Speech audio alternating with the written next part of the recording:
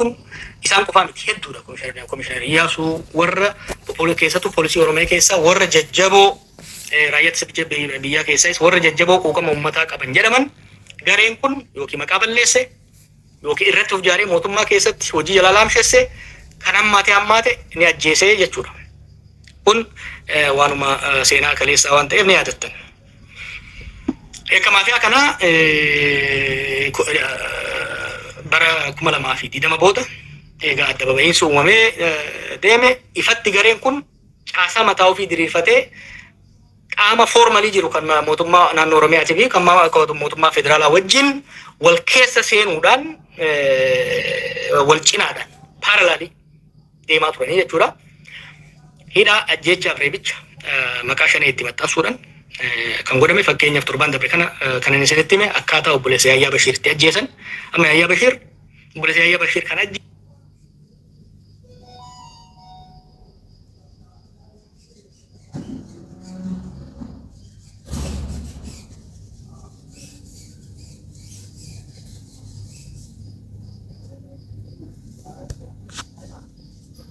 lama ina ramee komishinar Dachaasaa Bitiimaa warri adda addaa kun isaan qofaa miti irratti keessattuu hawaasa keenya maqaa olaantummaa seeraa kabachiisuu jedhuun daldaltootaa fi qonnaan bultoota saamu maallaqa isaan irraa fudhatu qabeenya isaan irraa fudhatu yookiin ajjeesanii yookiin doorsisanii irraa fudhatu irraa saamuu irratti bal'inaan deeman jechuudha. 2020 irraa kaasee haga 2022tti yeroo lolli kaabaa turetti yeroo nutiidhaa turetti yeroo Oromiyaan shororka hamaa keessa turte sanitti murni kun caasaa mootummaatiin wal cinatti hojii guddaa hojjetaa ture jechuudha. Hojii nama ajjeesuu, hojii maallaqa sassaabuutti deemee jechuudha. 2020 booda 2022 booda 2023 booda murni kun irra jireessaan hojii mootummaa tumsuu osoo hin taane hojii private enterprise ta'a deemee hojii dantaa miseensota garee kanaa eeguu irratti takkaahuu aangoo irratti wal tiisuu aangoo irratti wal baasu lammaffaa humna diinagdeetiin of cimsuu yaada jedhuun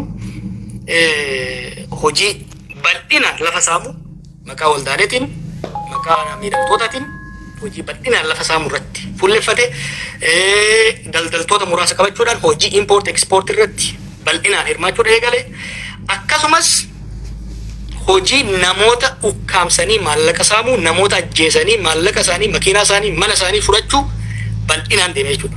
Qayyabadhaa 2020 irraa hanga 22-23tti mootummatti maxxanee hojii ajjeechaa fi saamiinsa muraasa kan hojjetaa ture.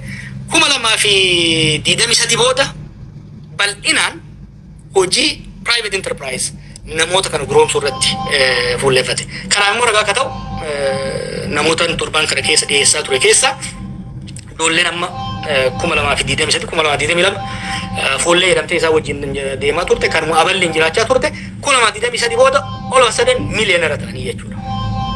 Miiliyoonera ta'anii akka malee duroomanii konkolaataa gurguddaa qabachuu eegalanii mana gurguddaa qabachuu eegalanii ni duroomanii importer exporter ta'anii guddatan. Kun kasi garsiisu 2022 keessatti lolli Tigraay dhaabbatee booda fuulleffannaan isaanii guddaa saamicha irratti diinagdeedhaan of cimsuu irratti diinagdeedhaan garee kana diinagdeedhaan cimsuu irratti fuulleffachuudhaan hojii saamichaa bal'aa irratti fuulleffatan 2023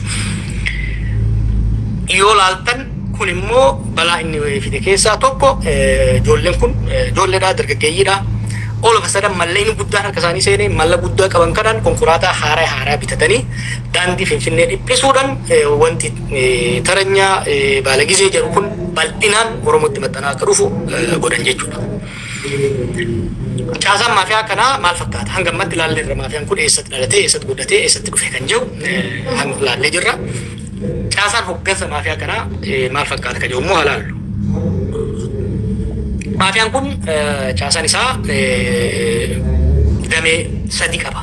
Sadarkaa sadiitti kan gurmaa'ee jiru. Damee siyaasaa, damee opereeshinii akkasumas damee loojistikii. damee siyaasaa warra gaaddisa mootummaa jala taa'ee hojii loobii administrative cover kan hojjetan kana jechuun qondaalota mootummaati yookiin immoo mootummaatti maxxananii jiranii uwwisa kennaniif hojiin hanna hojiin dhuunfaa hojiin garee hojiin mootummaan ta'in maafiyaan kun hojjetu mootummaan tarkaanfii akka irratti fudhanne harka irra qabanii jechuudha. Hojiin isaanii fudhatama akka argatu chaappaa mootummaa, tika mootummaa, tumsa mootummaa kennanii fi ijji mootummaa akka hin agarre godhu. Yoo jarri kun yakka hojjetu fakkeenya waan isaan godhan keessaa dameen kun godhu keessaa yoo jarri kun yakka kan hojjetu taate adabbiin guddaan akka isaan irra hin geenye qophiilee mootummaa gurguddaa keessatti liitimeet fakkaatanii bakka bu'oota uummataa fakkaatanii akka dhiyaatan kaleessa isin agarsiisan jira. Fakkeenyaaf naashinaal daayaloog marii biyyoolessaa irratti ijoolleen maafiyaa kana keessa jirtu bal'inaan hirmaatan. Irreecha irratti qophiilee adda addaa irratti waa'ee aadaa Oromoo uffatanii suufa uffatanii bareedanii Oromoo bakka bu'u. Halkan garuu hojii nama saamuu, hojii nama tumuu, hojii nama ajjeesuu hojjetu. Wanni kun akka itti mul'anne liitimasii isaanii kennuudhaaf dameen siyaasaa maal hojjeta? Liitimasii uwwisa isaaniif kenna jechuudha. Dameen lammataa damee opereeshinii kan jennuuni kun hojii ajjeechaa, hojii ukkaamsuu, hojii doorsisuu. This is the enforcement mechanism. Enforcement mechanism kan ittiin hojjetan jechuudha. Dameen sadaffaa loojistikii takkaahu kan murnoota lama of keessaa qaba hojiin loojistikii gareen loojistikii kuni. Damee dallaalaa fi damee daldalaa jennee warra dallaalaa fi dallaalotaa fi daldaltoota of keessaa qaba loojistikiin kun. Warri loojistikiin kun maal godhu? Warra hojii saamicha lafaa haala mijeessu, warra hoggaa namoota ukkaamaman eenyu akka ukkaamamuu qabu, baankii keessaa meeqa qaba, meeqa akka gaafatamuu qabu kan godhu, sanboota maallaqa san baankiidhaan fuudhee kan karaa dabarsu warra kan hojjetu akkasumas import exportii warra hojjetu. Warri kun warra dallaalotaa fi daldaltoota of keessaa qabanii jechuudha. Akkasumas loojistikii kana keessaa bakka jarri kun itti dhokatan, bakka jarri kun itti wal gahan, maallaqa biyya keessaa biyya alaa daddabarsu, dokumantiilee feek ta'an. Fakkeenyaaf mana nama tokko yoo ajjeesan Shaashamanneetti kan inni isin dhiyeesse namni tokko ajjeesuudhaan yookiin dirqisiisuudhaan wakiilannaa sobaa fudhachuu, abbummaa dabarsuu kan hojjetan jechuudha gareen kun. So waa sadi qaba. Damee siyaasaa kan uwwisa siyaasaa, uwwisa mootummaa irraa kennu, hojii loobii isaaniif hojjetu, opereeshinii ka hojii tarkaanfiidha. Hojii tarkaanfii ajjeechaa ukkaamsuu doorsisuu godhatu, loojistikii ka hojii dallaalummaa fi daldalummaa garee kanaaf hojjetee madda galii garee kanaa kan ta'e jechuudha loojistikiin. Slaayidii agarsiisuu dandeessaa gurbaan teeknikaa keenya siyaasa irratti hanga ammaatti warri geenye hojii siyaasaa waan kana hojjechuu irratti Jeneraal Haayiluu Goonfaa ittiin gorsa pireezidentiiti. Isatti aansee Awwaluu Abdii jira itti aanaa pireezidentiiti. Innis hojii siyaasaa garee kanaa kan hojjetudha. Araarsaa itti gaafatamaa biiroo nageenyaa Oromiyaa. Warri kun warra uwwisa siyaasaa garee kanaaf kennu jechuudha. Warra uwwisa siyaasaa garee kanaaf kennu. Haga ammatti kan irra geenye konkuluusiivii miti. Amma haga ammatti irra geenye keessattuu federaalantuu Oromiyaa qofa irra jirra jechuudha. Opereeshiniin warra hojjetu sadarkaa sadiitti jiru, warra ajajaa sadarkaa olii irra jiru, warra bobbaa fi warra tarkaanfii fudhatu. Warri ajajaa warra gubbaadhaa waliigala akka Oromiyaatti waan kana hoogganudha. Isaan Koloneel Abbabaa Garasuu, Geetuu Dandeessaa fi Haayiluu Dalasaa jedhamu. Bobbaarra warri jiru komishinar haga ammatti kan irra geenye bobbaa kan hojjetan keessattuu sochii naannoo Finfinnee irratti godhamu irratti kan hojjetaa jiran komishinar Zalaalam nama jedhamuu fi komishinar Tarreessaa kan jedhaman poolisii Oromiyaa keessa warra jiru. Isaan ajaja gubbaadhaa Abbabaa Garasuu, Geetuu Dandeessaa fi Haayiluu Dalasaa irraa fudhatan gara gadiitti buusu irratti hojii waraana nama ajaju haa taatu, poolisii ajaju haa taatu, warra tikaa ajaju haa taatu, hojii nama ajjeesu, hojii nama saamuu irratti ajaja kan dabarsu jara lamaan kana.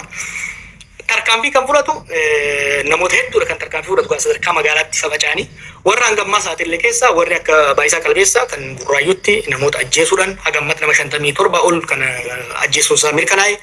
Kan namoota ajjeesu, kan namoota ukkaamsu Baayisaa Qalbeessaa of jalatti skwaadii mataa isaa qaba. These are squad leaders warri amma haasa'an kuni. Baayisaa Qalbeessaan jira. Eebbisaa Galaayee jira. Innis tikarra hojjeta. Bara wayyaan irraa kaasee kan nama ajjeesu, kan keessattuu wanni adda isa godhu nama ajjeesee reeffa konkolaataatti baadhatee nama deemu nama he's an assassin of this group warri akka isaa baay'eedha warri akka baay'isaa warri akka eebbisaa baay'ee jira jechuudha. Gara gadiitti immoo gaa buune warra akka kaasee Qananiisaa agarra magaalota irra jiran these are gangsters urban based gangsters hojii nama doorsisu hojii nama tumuu hojii nama ajjeesu warra hojjetani Shaashamannee wargaadhaan warra akka Amboo Juullaat agarra Adaamaa fi magaalota biraa kan jiran dhawaataan itti isinii dhufne jechuudha. Dallaalaaf daldalaan qaama sadaffaati. Kunis qaama loojistikii kan jennu sani dallaala lafti bakka kam jirti abbaan lafa sanii maali eenyu ka jedhu deeman bifa lamaan godhan. Tokko namni tokko lafa yoo qabaate qonnaan bulaa haa ta'u daldalaa yoo lafa qabaate waan san qoratanii takkaa dirqiisanii takkaa sosobanii abbummaa lafa sanii irraa fudhatu. Lafti kun bakka kana jirti fudhachuu qabna jedhanitti warra takka damee siyaasaatti takka damee opereeshiniitti deemuun warra damee opereeshinii enforcementii kennaaf jechuudha. By the way, qayboonatii mataa isaa qaba gruppiin kun. Yeroo tokko tokko poolisii Oromiyaatti fayyadamaa namoota keessaan qabanii yeroo tokko tokko makalaakaa keessaa nama qabanii kan ofii immoo boonetii diimaa mataa isaanii qaban Republican Guard kan jedhamu warruma irra caalatti warra dura makalaakaa keessa ture humna addaa Oromiyaa keessa ture kan jara kanaan gurmaa'ee hojii nama ukkaamsu hojii nama sodaachisu hojii nama doorsisuutu jira. Warri keessattuu bifa lafa gurmooftanii sobamtanii saamantan akkuma yaadattan yeroo walgahii siyyaa mammara V88 fi meeqaan dhufu boodigaardii gurguddaa wajjin dhufu jarri kun warra enforcementii isaanii dhufe jechuudha. Caasan sadeen kuni kan siyaasaatii fi kan opereeshinii fi kan dallaalaa gubbaa gadii qofaa miti wal birallee dabree yeroo waliin hojjetu agarta. Fakkeenyaaf Komishinar Zalaalam namni jedhamu caasaa Hacaaluu Gammachuu fa'aa bira dabruudhaan Ambootti kaasaayee Qananiisaa fa'aa wajjin haala itti hojjetu agarta tirees hoggaa gootu jechuudha. Kanaaf akka caasaa mootummaatti ajaja gubbaa kan dhufu osoo hin ta'in ajajni kun wal bira kan daddabru raafii keenyee kan ittiin deemaa jirru jechuudha. Qabxiin biraa wanni kun akkamitti hojjeta? Akkuma reefu hin jedhe hojiin kun keessattuu hojiin saamichaa adda durummaan dallaalarraa eegala. Hojiin dallaalota waan laafan seena. Hojiin dallaalota taargeetii adda baasu jechuudha. Nama ukkaanfamuu qabu. Nama baankii tokkoffaa eenyutu baankii keessaa mallaqa wayyaa qaba. Eenyutu meeshaa alaa galchaa jira. Eenyutu lafa guddaa dhaalmayaan argataa jira. Eenyutu lafa guddaa liiziidhaan fudhatee hagammaa hin misoomsini. Lafti guddoon lafatti hafte.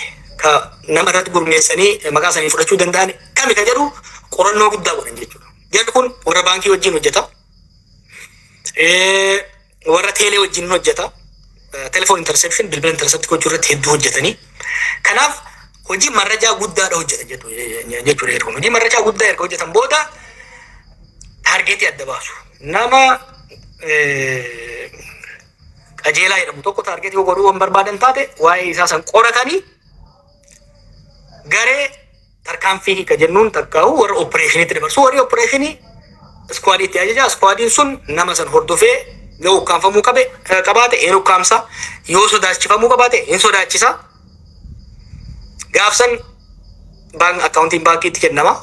Akkaawuntii baankii sanitti maallaqa hin galchaa. Maallaqa akkaawuntii baankii tokkoffaa baankii san kan qopheessu maallaqa baankii sanitti galisan fuudhee immoo warra hirmaate warra maafiyaa kana keessa jiruuf kan raabsu warra dallaalota kanaa jechuudha. Ijoolleen amma ijoollee isiniif fakkaattu kun hojiin isaanii qulfidha jechuudha. Caasaa maafiyaa kana jidduu warri jiru warra dallaalota kanaa jechuudha.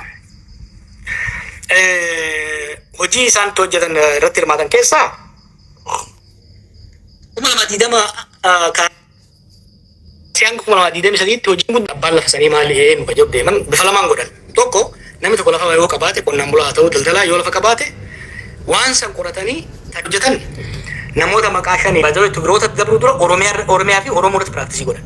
Kuma lama diidama durarraa kaasee maqaa shanii jedhuun namoota ija wayyaa qaban hedduu isaanii sodaachisanii Wallaggattiin saamuu hoggaanni Wallaggaa dhiyeessee dhufe Finfinneetti irraa fudhatu jechuudha. Harargeetti rakkisuu hoggaanni dhiyeessee Adaamaa dhufe asittis irraa fudhatu. Kuma lama diidama irraa kaasee irra jireessatti Oromiyaa irratti hojii nama ukkaamsuuf maallaqa fudhatuuti fayyadamaa turanii. Yeroo lolli Tigraay dhufu lootarii ba'eef yeroo sanitti qabeenya Tigrootaa bifuma duula ta'uun baankii ofitti garagalfachuu lafa isaanii fudhachuu odoo lafa baankitti osoo hin deebiin lafa isaanii fudhachuu hojii bal'aa akkanaati kan hojjetaa turan jechuudha. 2023 as hojii ukkaamsuu caalaa hojii sosobuu mattaalal namoota hedduu gurmeessuudhaan lafa isinii kennisiifne jechuudhaan qondaalonni kun akkuma isin jedhe jara kana wajjin wal dhiyoodha walitti mul'atu namoonni yoo ilaalan ministeera wajjin jiru maali wajjin jiru namoota gurmeessuun bakka tokkotti nama 5,000 bakka tokkotti nama 3,000 bakka tokkotti nama 200 gurmeessuudhaan lafa isinii kennisiifna takkaahu konkolaataa isinii finna takkaahu aksiyoona baay'ee lafa qofan eegale malee aksiyoona hedduu jira yoo yaadattan aksiyoona maqaa jedhuun waa hedduu dalagamaa ture konkolaataa biyya alaatii gatii rakasaatiin isinii finna jechuudha. Makalaakaa irraa kontraata fudhannee importii goona sibiila importii goona sukkara importii goona jechuudhaan namoota gurmeessanii maallaqa irraa fudhataa turan jechuudha. Hoggaa namoonni sun waan waadaa galameef lafa haa ta'u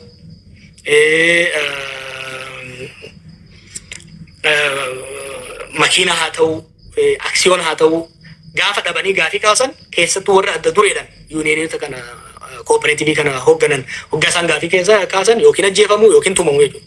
Har'a guyyaa waan baay'ee gaddisiisaa tokko maxxanseen ture. Ijaarsa hoolotaa tokko natti fakkaata kan waan xaaree qofa osoo hin ta'in akka liqeeffatu godhanii gaafa hoonga'u waan liqaa dhabu kafalu dhabnaan of ajjeesee jechuu ijaarsu. Bifa kanaan hojiin bal'aan yeroo ammaa irratti hirmaachaa jiran hojii saamicha lafaa hojii maqaa aksiyoonni socho'u hojii import export irratti gabii wajjin hojii hojjetu minister of finance wajjin hojjetu itti geenya achiin geenya garuu itti deemaa jirra jechuudha. Bifa kanaan ittiin deeman kan lafaa qofa irratti haa xiyyeeffadhu maaliif qabsoo oromootiin waa wal qabatuuf.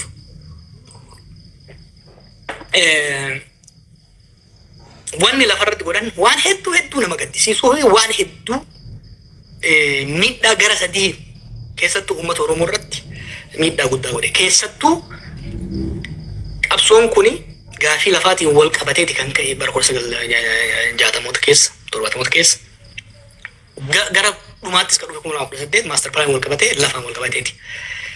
Gareen maafiyaa kun garuu waan wayyaaniin goote dachaa godhe jechuudha.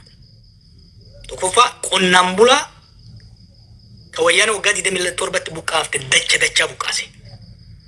Qonnaan bulaan buqqaasu lafa isaa irratti gurmaatii hin fudhattan jedhanii namni Amboo, namni Adaamaa, namni Bishooftuu, namni Godinoota waa xiqqoo qabu. Hojjetaan mootummaa daldalaan xiqqaan maallaqa inni qabu irraa fuudhanii hoongeessanii jechuudha. Sadaffaa lafa qonnaan bulaa Oromoo irraa buqqaasan. Lafa maallaqa hojjetaaf daldalaa Oromoo xiqqaa mana jireenyaa ijaarrachuuf abdate daa'ima isaanii isaa harkaaf maallaqa san fudhatanii lafa san dabarsanii ormaaf gurguranii jechuudha. Wanni hedduu osoo hatanillee beekta osoo hatanillee of ijaaranii waan tokko. Amma Keeniyaa keessatti korrapshinii guddaa jira. Wanni Keeniyaa xiqqoo iyyaa godhu warri hate san biyyuma san irratti investii godha. Achumatti faabrikaa ijaarratan achumatti waan ijaarratan. Jarri kun garuu keessattuu warri gurguddaan sadarkaa hooggansa siyaasaa irra jiru, sadarkaa hooggansa loojistiikii irra jiru, hooggansa opereeshinii irra jiru maallaqa akka jiruun Dubaayii baasanii Keeniyaan Ameerikaa baasan. Lafa san immoo at least ilmaan isaanii Oromoodha ilmaan isaanii warra argatu dhaalchisuu danda'anii jechuudha. Sanumallee hin godhanne jechuudha. Inni waan ijoollee xixiqqoo amma jala deddeemtu kana wayya. Warri kun akkuma jiruun maaliif borutti gaafatamnaa boru nu deebisanii jedhee waan sodaataniif baay'ee alatti baasan jechuudha. Miidhaa waliigalaa gareen kun fide keerfulii ilaaluun barbaachisaadha.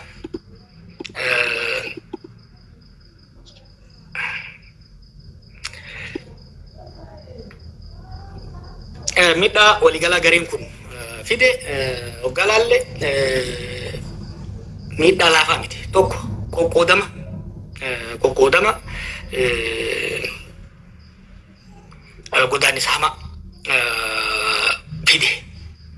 Oromoo keessatti baay'ee Burraayyuu irratti fi Shawaa irratti Finfinnee irratti Wallaggaa fi shawaa jedhanii haa eegalan malee haala gadiitti bu'anii Shaashamannee irratti kan sheefi baddaa inni adoon gosa biraattu irraa fakkaate. Gujii irratti, Boorana irratti sadarkaa gandatti osoo hin ta'in sadarkaa balbalaaf ibiddatti nama keenya qoodan jechuudha.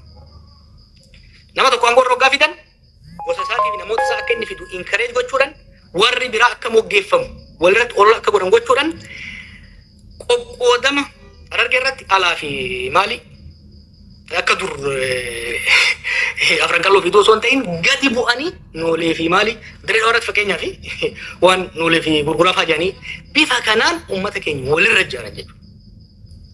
Hojii kana adda durummaan hojjetu maafiyaa kana beeka. Akka mootummaatti qaama mootummaa waliigalaatii miti. Mootummaa waliigalaatii miti. Maafiyaan kun adda durummaan yoo maafiyaan kun konferensii adda addaa qopheessa. Yoo laaltan hogganoonni fi qindeessitoonni dallaalonni maafiyaa kun Oromiyaa guutuura socho'u bakka hundatti summii kana facaasaa deeman jechuudha. Amma Shawaa Wallagga qofa achitti eegalee achirraa eegalan malee achitti dhaabne. Amboo bu'anii Waddeessaa fi Nyamaritti nama qoodan.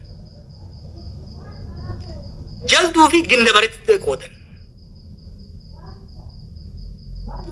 Bifa kanaan wanni guddaan summiin wanni kun fidee deeme guddaan isaa qoqqoodama hamaa godaannisa qoqqoodamaa hamaa uummata keenya irratti fide.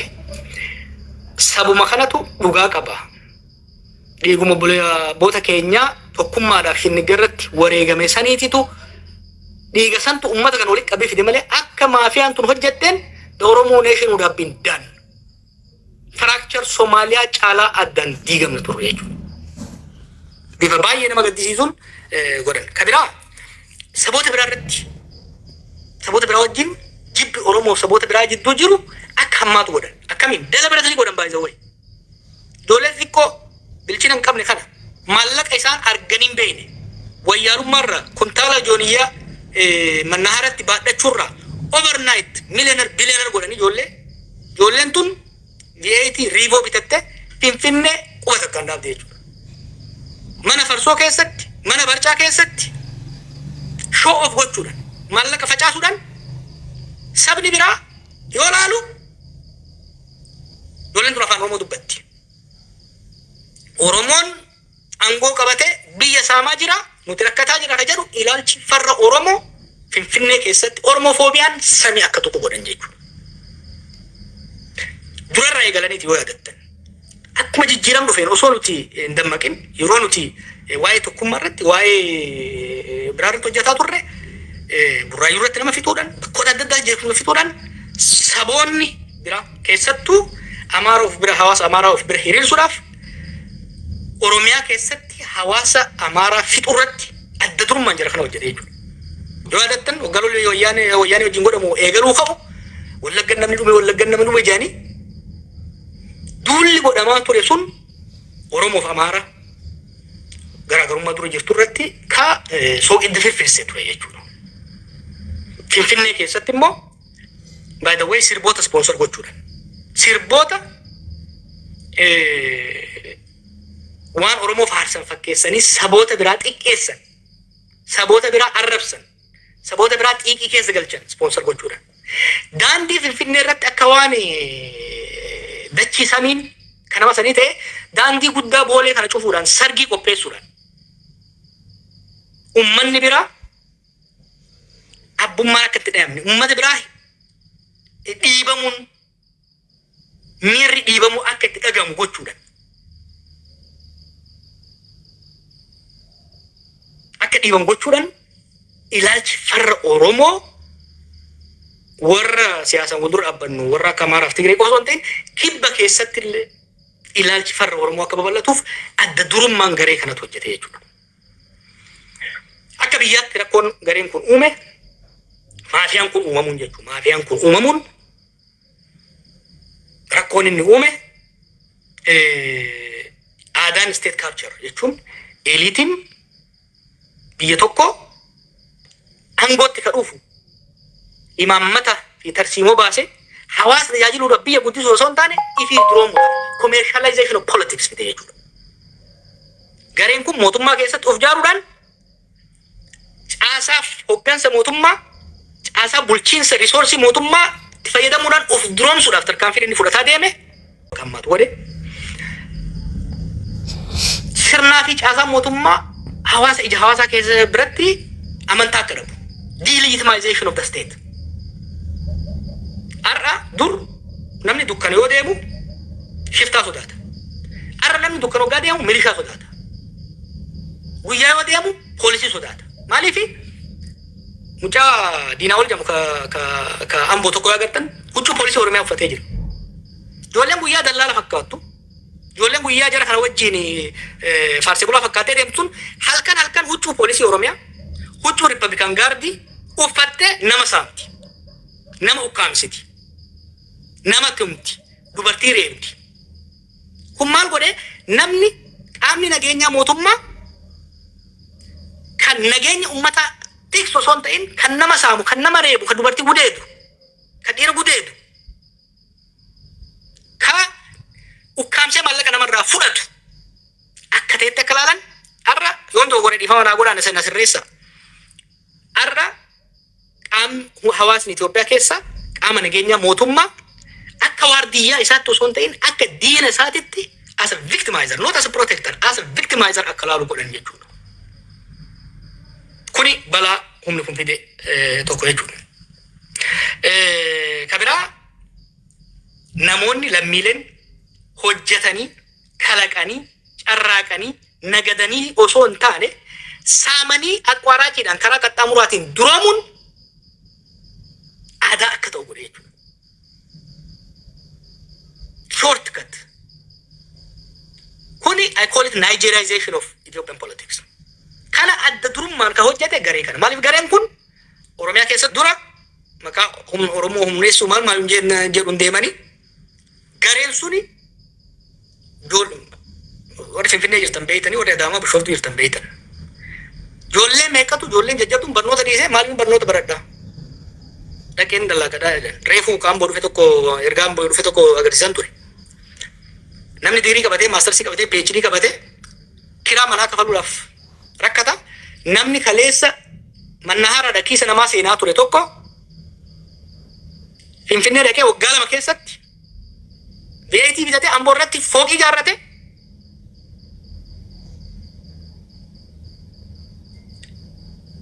Wuskii bitatee inni dhuguu lafatti gad naqaa jechuudha. Wanni Bishooftuu keessatti ta'aa jiru, wanni Finfinnee keessatti ta'aa jiru, dhaloonni lafaa dhufaa jiru, hojjetee baratee guddachuu osoo hin taane saamee ajjeesee guddachuu hawwi isaa akka ta'u. Rool moodeliin dur gaafa nu guddannu rool moodeliin eenyu? Doktora. Rool moodeliin profeesara. Rool moodeliin injiinara. Rool moodeliin paayilatiidha dur. You strive to be a pilot. You strive to be a doctor. Arra namni doktora ta'uudhaaf osoo hin ta'in gurbaa Kaasahuun jedhu san ta'uu barbaada. Maaliifi Kaasahuun kutaa 7 kutaa 6 gadhiisee bahe kan yakka gudeettiitiin hidhaa keessa turee achi bahe har'a lafa saame mootummaa wajjin warra mootummaa wajjin wal ta'ee lafa saame dureessa waan ta'eef Dr. Naa'ol immoo ka waggaa meeqa top studentii ture. Waggaa 20 hojii keessa ture. Kiraa manaan danda'u. Ijoollee isaatu dhukkubsee dibarsifachuu huccuu itti bituu hin danda'u. Duriyyeen kaleessa kararraa dubartiin nama rakkisaa ture immoo deemee jechuudha. Kun rakkoo guddaa uumame keessa. Organized crime hidda akka godhatu. Itoophiyaa keessa musliimaan tureera dur. Saamichi tureera gaafii hin qabu. Tureera. Garuu bifa gurmaa'een keessattuu caasaa mootummaatiin wal ta'anii nama ukkaamsuu, nama saamuu, nama sobuu irratti organized crime, maafiyaa Itoophiyaa keessa hin turre jechuudha. Amma kun akka Kolumbiyaatitti, akka Naayijeeriyaatitti biyya keenya keessa akka lafa qabatu hidda qabatee dheen sodaadha wanni kun. Maaliif ifa mootummaa itti aanu keessatti illee mootummaan biraa kan jiraatu taate rakkoo uumuu danda'a. Kabiraa gara hammeenyummaa waan eebbisaa galaayee fi gurbaan Baayisaa jedhan Burraayyuu irratti godhu. Waan Amboo irratti ijoolleen yaalayyaa achi godhan. Waan Amboo Juulaa faan ijoolleen Gujiirra jiran kun akka akkaataan isaan namatti tuman, akkaataan isaan namatti salphisan. Kani dhiiraaf dubartii gudeessisaa viidiyoo waraabanii gudeedamuun isaanii yakki fokkisaan sun irratti hojjetamuun hafee viidiyoo san gadi baasanii gallakkif namoo fooqii kee nuuf farramta jedhanii deeman kuni kiruulitiin insensitivitiin aadaa nama keenya keessa saayikoolojii nama keessa akka seenu ijoolleen amma agartaniitu viidiyoo amboosan waggaa gurbaan sun nama tumu ijoollee xiqqoo dhaabatee ilaala. Kun maal fidaa ijoollee san keessatti nama tumuun akka sirriitti akka fudhatamu godhaa jechuudha. Gareen kun maafiyaa moo miti ka jiru hiikaa garee maafiyaa reefu siniimeera. Gareen maafiyaa maali? Reefu kaafneerra. Gareen maafiyaa kan caasaa qabu kan jaarame gubbaan magadiitti liidarshippii kan qabu kan caasaa qabu humna fayyadamee namoota doorsisuuf saamuudhaaf humna kan qabu.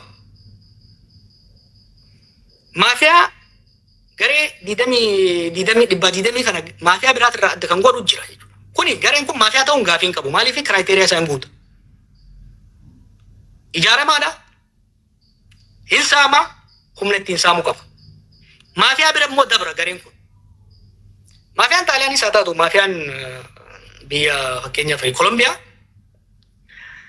mootummaadhaan diina. Dantaa isii mootummaa keessaan tarkaanfachiisuu kan dandeessu qondaalota mootummaa gubboodhaan qabachuudhaan yookiin immoo sodaachisuudhaan doorisuudhaan hojjetti. Maafiyaan tun immoo maafiyaan dhibbaa diidamaa sanii oli.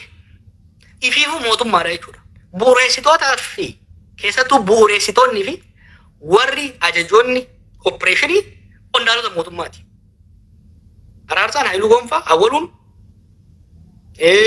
opereeshinii tokko baate warri akka Haayiluu warri kuni qondaalota mootummaati. They are part of the government. The mafia and the state have merged jechuudha. So reefu kana utaalee jira. Hariiroo maafiyaa fi mootummaa sadarkaa afur qabaachuu danda'a. State capture kan jennuun kan maafiyaan mootummatti bifa adda addaatiin gubboodhaan maaliin qabattee imaammata mootummaa influensii ittiin gootu.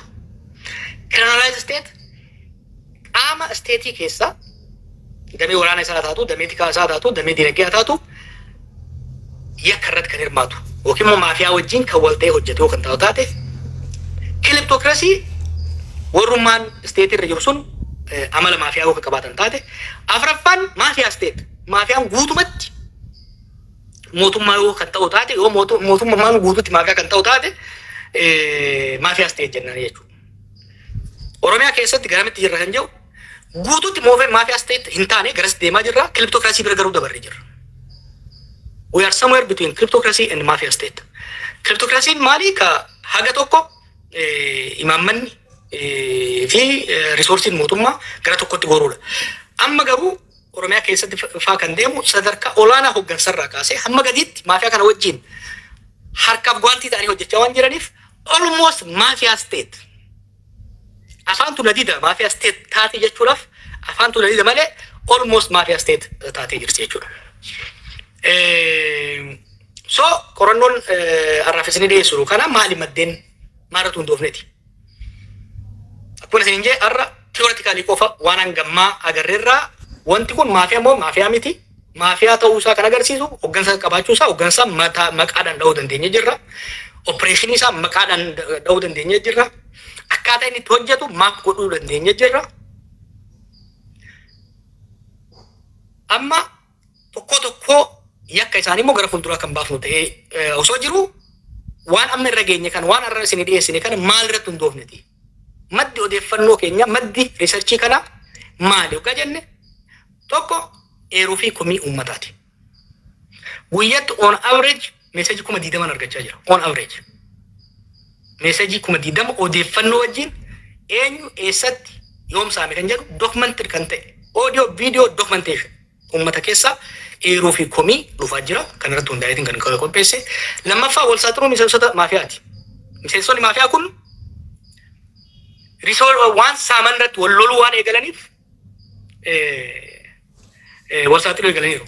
Soorii fanii tokko isin hima. Tokkotu naa bilbila. nama wayii kan ajjeesanii maallaqa irraa fudhatantu jira. Kanani odeeffannoon qabaa jee naa barreessa. Wanni inni barreesse garuu qubeensaa sirrii waan hin turreef naan galle. Kanaafuu WhatsApp ergee fitin naa bilbilii. Mee naa bilbilii wanni ati barreesse naan galle naa bilbilii jedhe. Namni kun maal jaa? Gaafa san nama kan akkanatti ajjeesanii akkanatti du'ee naan jaa. Akka itti himu nama gurraan dhageessu waan ta'eef nama ijaan argee ta'uu isaa agarsiisa jechuudha. Kanaafin mee dhiifama naa godhiiti waggaa akkasuma hojjetamu ati maal hojjechaa turte? Ees maal jennaan achiin turee naan jedhe. Maal achii goota jennaan dhaggeeffadha. Hojiifin achi tureedhe. Hojii maalii jechuun jennaan tarkaanfii fudhachuudhaaf naan jedhe. Amma yeroo kana of qabee rifatee lakki ani garuu ajjeefne qabeen ajjabeetin dhaqee kan ajjeese abalu. Imagine ilma Oromoo tokko ajjeesuun hojiitti hojiifan dhaqe. Kana bifa kanaan kan deemaa wal saaxila bifa kanaan miseensi maafiyaa kanaa hedduu wal saaxiluun informationa sensitive ta'an informationa warri hirmaate qofa beekuu danda'an argannee jirra jechuudha. Waraabbiidhaan sagaleedhaan argachuu dandeenya. Kan namoonni achi turan qofa arguu danda'an bifa adda addaatiin argachuu dandeenya jirra. Kabira ragaalee baankii fi mana galmee keessattuu galmee lafaa keessaa bakka adda addaati. Eeruu uummatarraa dhufu waggaa argannu eeruu uummataa san dokumenteedhaan wal bira qabnee waan laalluuf keessattuu warri baankii keessaa nutumsaa jirtan hedduu galatoomaa hojii ajaa'ibaati kan hojjechaa jirtan jechuudha. Warri mana galmee keessa vital documentation vital records keessa jirtan warri wilinaa masrajaa keessa jirtan hojiin isin godhaa jirtan waan hedduu barbaachisaadha jechuudha. Kabiraa qorannoo dameen tikaa mootummaa keessattuu kan siviilii ብሔራዊ መረጃና ደህንነት kan jedhamu akkasumas gareen raayyaa ittisa biyyaa jechuun ka makalaakaa marrajaa jedhamu qorannoo bal'aadha godhan waan tokko isin hima asirratti. Wanni kun waan dheengadda ambootti waan dhoo'eef uummanni arge malee warri mootummaa keessa jiru maafiyaan kun mootummaa laaffisaa akka jiru olaantummaa seeraa cabsaa akka jiru hojii qaama nageenyaaf tikaa mootummaa balleessaa akka jiru ummata biratti mootummaan fi keessattuu dameen tikaaf dameen waraanaasaa fudhatama akka arganne godhaa akka jiru irra gahanii gareen tokko dhaabbatee qorannaa godhan jechuudha. Har'a miti beeke waggaa 3 dura qorannaa godhanii adda addaan godhallachuu warri niisillee kophaa dalaganii warri makalaakaa marrajaallee kophaa dalagan kan makalaakaa marrajaan arganne kaan argannee jirra. Qorannoon godha sun caasaan maafiyaa kun akkamitti akka dhaabate eenyufaa akka keessa jiran yakki isaan dalagan guututti gabaasaan qophaa'ee muummee ministeeraan dhiyaate.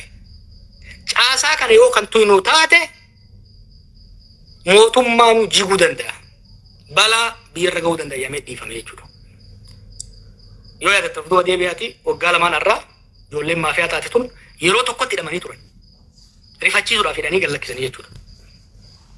Garuu namoonni waan kana qorataa turan hedduun isaanii tokko warri as keessa jirtan beekuu dandeessa warri tajaajila odeeffannoo keessa jirtan jijjigarraa waggaa deebi'u konkolaataa keessa dhayanii ajjeesanii hedduu isaanii Oromiyaa keessatti erganii shaneetu ajjeese jedhanii Amaara keessatti erganii ajjeesan namoota baay'ee kan dhume jechuudha.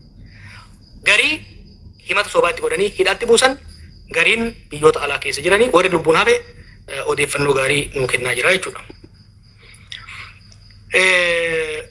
Gabaasni kun hanqina mataasaa qaba. Hangammattoon dandeesse kun hanqina mataasaa qaba. Tokkoffaa qorannoo sadarkaa jalqabaati preliminary investigation namoota maafiyaan tun ajjeefte dhabamsiifte qaama hir'ifte saamte odeeffannoo guutuun qabu. Hanga ammaa wanni isin dhiyeessine namoota ajjeefaman qaama hir'iffaman dhabamsiisan keessaa parsantii 5 hin gahu. Namoota kan lolarra dhume kan harmiti kan jechaa jiru ka gareen kun ka poolisiin Oromiyaa ajjeesee miti kan jechaa jiru ka makalaakayaan ajjeesee miti kan jechaa jiru ka gareen maafiyaa kun paralaalii isteetii keessa ijaaramee paralaalii deemee namoota maallaqa irraa saamuudhaaf yookiin immoo hawaasa walitti buusuudhaaf ajjeese 100,000 lakkaa'amana fakkaata akka nama argutti namoota xiqqaa miti jechuudha.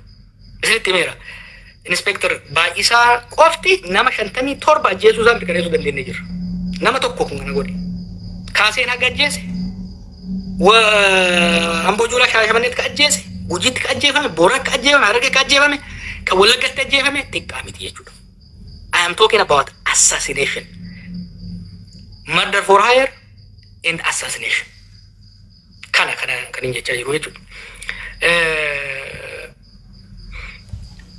Hanqinni biraa miseensota garee kanaa keessa warra ijoo warri fuulduratti mul'atan beekamanis irra jirees keessattuu godinoota bal'oo irratti bal'isaa waan jirruuf godinoota biraa keessa warra jiran gurraa qabna ragaa gahaadhaan mirkaneessuudhaaf irratti hojjetaa jirra gara fuulduraa kan baafnu ta'a. Qabeenya miseensonni kun kuufatan odeeffannoo sassaabaa jirra. Gahaa miti hamma tokko warra ijoo irratti argannee jirra. Warri fireshii taate warri amma eegaltu baankitti fayyadamaa turaniif laafatti argachaa jirra. Warri buuleeyyii keessattuu opiidiyoon duraanii keessa warra turan muuxannoo waa dhoofachuu waan qabaniif isaan bifa firaatiin bifa adda addaatiin dhodhoisaa jiru. Garuu Dubaayitti haa godhanii caraqaa yookiin immoo addeessatti illee yoo kan mana bitatan taate I think irra ga'uun hin danda'ama. Ammaaf san isin dhiyeessuu hin dandeenye garuu gara fuulduraa isin dhiyeessina. Kan biraa caasaan maafiyaa dhibbaan diidamaa kun dhaabbilee federaalaa raayyaa ittisa biyyaa dhaabbilee faayinaansii federaalaa keessatti kan qaban tuqaan jiru yeroo lafa. Sababa qabna. Dhaabbilee federaalaa keessa kan jiran kan beeynu jira, kan shakkinu jira, kan ragaa irratti qabnu jira. Konkulusiif ta'uudhaaf garuu dhaabbilee federaalaa ammatti bira hin geenye. Sanis bira geenyaa hin saaxilla. Ammatti garuu dhaabbilee federaalaa tuqaa hin jirru bira hin geenye jechuudha. Warra Finfinnees kanuma caasaa xiqqoo shaggarii wal qaqqabatu tuqaa jirra malee Finfinnees Dirree Dhawaas Harariis tuqaan jirru hagammatti itti dhayina. Hagammatti bulchiinsa federaalaa jala jiran mootummaa federaalaa waliigala bulchiinsa Finfinnee bulchiinsa Harariitii fi bulchiinsa Dirree Dhawaa ka maafiyaan kun keessatti opereet godhu hin tuyne jechuudha.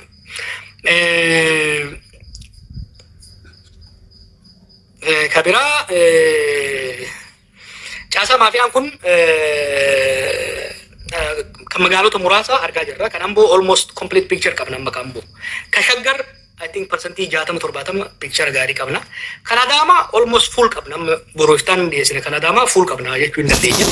Kan Shashamannee full qabna. Gujii irratti godina tokko irratti hin qabna. Harargee asii bahaa kaan irratti itti deemaa jirra. Gahaa miti jechuudha gara fuulduraa itti deemna. Kan biraa hidhata daasporaa wajjin qaban. Daasporaa wajjin hojii siyaasaa keessattuu hojii maallaqa daddabarsuu irratti hojii isaan daasporaa wajjin qaban akkasumas hojii isaan lammiilee alaa wajjin qaban. Dubaayitti haa taatu, Chaayinaatti haa taatu, Yurooppaa, Ameerikaa keessatti kan isaan qaban hin tuttuqne ganaa tuquudhaaf itti deemaa jirra jechuudha. Dhumarratti disclaimer namoota garee kana keessatti shoora qaban kan irra geenye kan immoo maqaa isaanii hin tuqin qabna. Cinaan isaanii they are cooperating odeeffannoo kennaa waan adda addaatiin waan jiraniif yeroo irra dabruu murteessinee jirra. Gariin immoo yoo maqaa akka tuqnu taate ragaa balleessu jennee waan shakkinuuf irra utaalaa jirra jechuudha. Irra utaalaa jirra. Kana bifa kanaan kan deemaa jirru jechuudha. Kanaaf gara fuulduraa hojiin hojjennu keessaa tokko godinoota hafan hunda keessa deemna. Lammaffaa gara dhumaarratti gara sirna federaalaa keessatti illee warra jiran laaluu eegalla. Hojii daasporaa, hariiroo daasporaa fi biyyoota alaa wajjin qaban kan laallu taanaa jechuudha. Dhaamsi nama keenyaaf qabu kuni waa'ee musinnaa takkaahuu korrapshinii qofa miti. Waa'ee hannaa qofa miti kun. Kuni hawaasummaa tokkummaa Oromummaa keenya kan diigudha. Hariiroo Oromoo jidduu jiru kan balaa guddaadhaaf saaxiludha. Hariiroo sablammoota jidduu jiru kan balaa guddaadhaaf saaxiludha. Lammaffaa mootummaa fi caasaa mootummaa kan federaalaaf kan naannoo akka hojjenne kan laamshessu dantaa uummataatiif dantaa mootummaa osoo hin taane dantaa murna gabaabaa qofa akka tarkaanfachiisan kan godhu uummata biratti immoo fudhatama kan dhabsiisu waan ta'eef lammiileen biyya sanii kan bitaan mirgaan jiran mootummaa keessa jiraatanii paartii kana keessa jiraatanii waan kana dhaabsisuu irratti gareen kun kaansariin kun sirna mootummaa keessa muramee akka ba'u irratti hojjetu irratti odeeffannoo nuu kennaan wajjin deema. Kun kutaa tokkoffaati. Guyyaa isin filattan arrii roobiidhaa jimaata sanbata guddaa sanbata xiqqaa haga guyyoota itti aananitti gaafa isin filattanitti itti aansee burraayyuutu maaltu raawwatame Ambootti maaltu raawwatame? Adaamatti maaltu raawwatame? Eenyutu ajjeefame? Eenyutu saamame? Eenyutu ajjeese? Eenyu saamsise? Takka takkaan. This is a determination jechuudha. Takka takka ragaa wajjin. Arra skeleton qofaan isin agarsiise. Caasaa isaa qofaan isin agarsiise jechuudha. Caasaa amma fakkeenyaaf damee siyaasaa qaba. Damee enforcementii takkaahuu damee humnaa qaba. Damee daldaltoota qaba. Kanaan bu'uun fakkeenyaaf damee siyaasaa kan hojjetaa turan kantiibichaa fi itti gaafatamaa nageenyaatti kan uwwisa kennaafii turan. Loojistikii poolisiitti kan godhaafii ture. Enforcementii diinaawolii fi gurbaa kaaseetu godhaa ture. Magaalota hundatti caasaa kana jira jechuudha. Magaalota hundatti mootummaa keessa kan ijaarame kanaan deemaa jiru jira jechuudha. By the way, the victims of this group hawaasa qofa osoo hin ta'in jarri kun jeneraalota reebuu, poolisoota reebuu, hin saamu, qondaalota ministeera tumuu. Kanaaf guyyoota itti aanan keessatti akkuma amma magaalota keessa deemaa jirru magaalaa hunda keessatti caasaa jiru kana tokko tokkoon saaxilaa kan deemu ta'a isin ergaa itti dhiyeessuu itti fufa. Gara jalqabaa irratti rakkoo teekinooloojii takka rakkoo teeknikaa nu mudateef dhiifaman jira. Presenteeshinii kana yookiin akka jirutti yookiin bifa barreeffamaatiin qindeessee isiniif dhiyeessa. Kanumaan har'aaf kanumaaniin xumuraa jabaadha. Haqni saba keenyaa wanni uummanni keenya bara meeqa itti qabsaa'e dhugaan uummata keenyaa fi uummata waliin jirru uummata sabaaf sablammoota waliin jirru garee maafiyaa xiqqoo fageessitee yaaduu hin dandeenye ka miidhaa guddaa biyyaa fi sabarraan geessaa jirtu kanaan dhugaan uummata keenya dhugaan abboota keenya dhugaan wareegamtoota keenya kanaan hin badu.